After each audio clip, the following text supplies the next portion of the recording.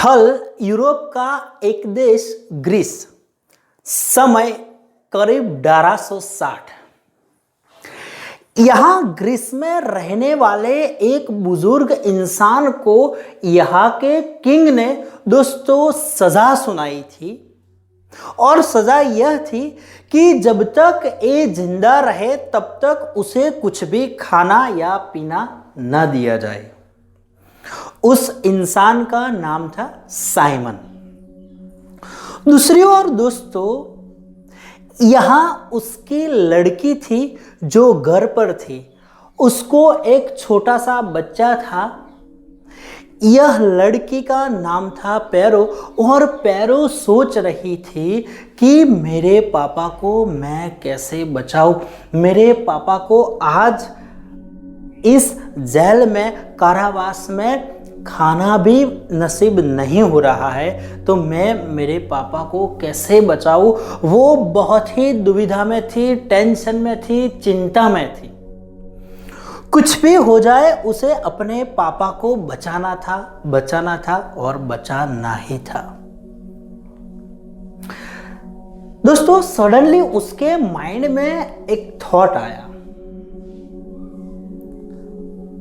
सोचा, इस लड़के को, ये जो मेरा छोटा लड़का है, उस लड़के को तो मैं कुछ भी खाना खिलाकर या पिलाकर जिंदा रखूंगी। पर दोस्तों, यहां पर उसको दुनिया का डर भी था कि अगर मैं ऐसा करूंगी तो ये दुनिया क्या कहेगी। फिर उसने अपने दिल की आवाज को ही सुना और तय कर लिया कि दुनिया कुछ भी कहे, कुछ भी सोचे, मैं ऐसा करके अपने पापा को जिंदा रखूंगी। कुछ भी हो जाए मैं अपने पापा को जिंदा रखूंगी। दूसरे दिन वो तुरंत किंग के यहाँ गई, कोर्ट में गई और कोर्ट में किंग को उसने रिक्वेस्ट की कि ये मेरे पापा के आखिरी दिन है, मैं उनके साथ अपना टाइम बिताना चाहती हूँ और आपको रिक्वेस्ट है कि मुझे उनको हर रोज मिलने की अनुमति दीजिए, मुझे परवानगी दीजिए।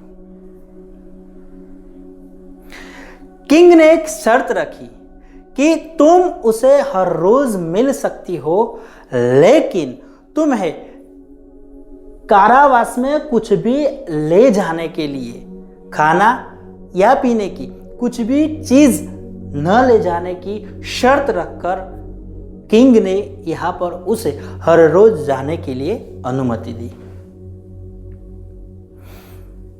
आज पहला दिन था, जाना था। आंख में आंसू थे, कैसे बताओगी मैं अपने पापा को।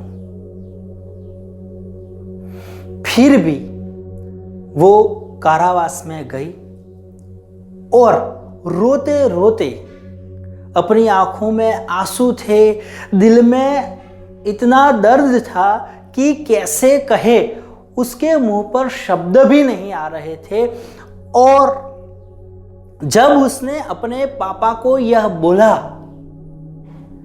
कि ऐसा करके पापा मैं आपको जिंदा रखना चाहती हूं, तो साइमन के पैरों तलों से जमीन खिसक गई और बोले, अरे बेटी तू क्या कह रही है, ऐसा नहीं हो सकता, ये दुनिया क्या कहेगी, ये दुनिया तुझे जिंदा नहीं रहने देगी और मुझे भी मार डालेगी।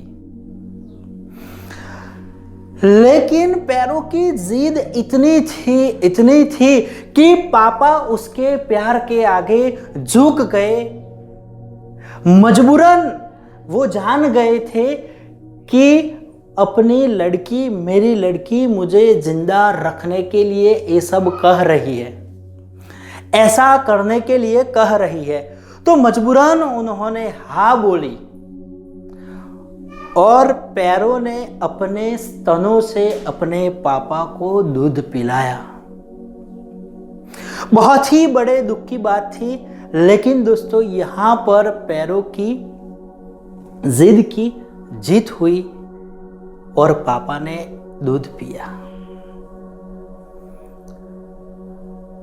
दोस्तों थोड़ा दिन हुए थे और सैनिकों को लगा कि साइमन के शरीर में कोई भी फर्क नहीं आ रहा है, मतलब कुछ ना कुछ तो है।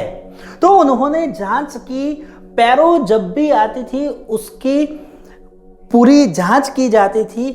फिर भी एक दिन पैरो जब अपने पापा को स्तनपान करवा रही थी, उसी टाइम सैनिक उसको पकड़ लेते हैं और पैरो को भी जेल में रहना पड़ता है। उसको सजा मिलती है कि उसको भी यह कारावास में डाला जाता है।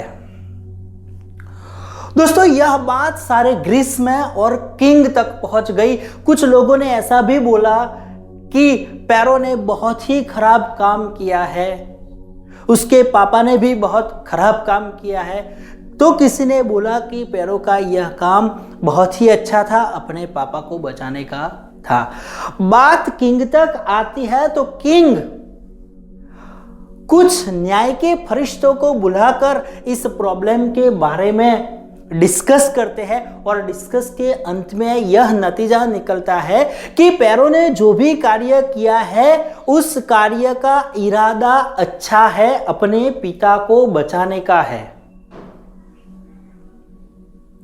और इस कार्य का इरादा अच्छा है, इसलिए पैरो का यह काम बुरा नहीं है। उसका इरादा सिर्फ अपने पिता को बचाने का था, जिसमें उसका पर्सनल कोई भी स्वार्थ नहीं था। और दोस्तों अंत में पैरो के पिता को किंग इस सजा से मुक्त कर देता है और दोनों हैप्पीली लाइफ जीते हैं। दोस्तों कहने का मतलब इतना ही है कि अगर हमें दुनिया की नज़र में जो कार्य है, कोई काम है जो बुरा है, लेकिन वो करने का इरादा अगर हमारा अच्छा है, सच्चा है, तो वो कार्य हमारा बहुत ही अच्छा है, वो कार्य अच्छा है, वो कर्म बहुत ही अच्छा है।